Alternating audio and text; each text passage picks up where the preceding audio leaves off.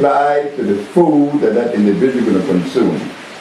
Like I asked the question to the Supreme Court of New York. We, the black people of the world, we have been severed from the umbilical cord of Africa. We know that. Well, we don't have any problem with it. But in that breaking, there were many things that we needed to have or know about ourselves. I've been recording information for the last 60 years of my life. And I have yet to hear a professor, a scholar, or a sage to even mention the importance of the food that is consistent with the black race. They have never talked about it. So everything that we black people have been doing is all superficial. It is until our diet change that our thinking will change. As for right now, there are many of us who have considered it and are doing it. Are making an effort at least, because we see the value of it. Like an Eskimo, he never deviated from his fish diet. He eats pieces of whales and stuff, but that is his food. That is not an African food.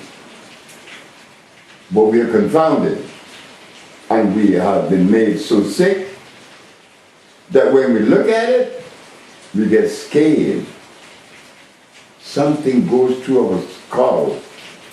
I can't do that. Oh, no stuff. Well, I'll tell you this. I was one that heard information in Mexico about black people. I never heard it from the scholars in America because there aren't any books that have written anything on the subject. But how this Mexican knew, I don't know, but he did. And because of what he did, brought me to this place that I am now, the person I am, and the state of health I am. He made me aware of something that there aren't any black scholars, white scholars, Chinese, Arab, Eskimo.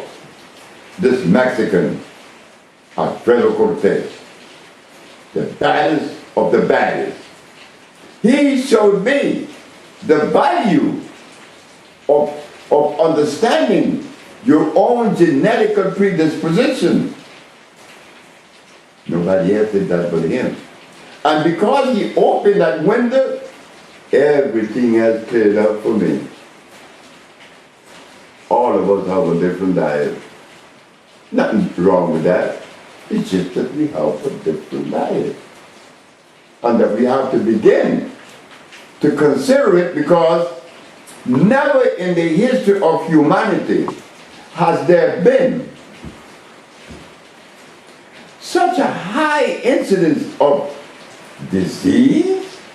I mean, when you die today, you don't die of old age.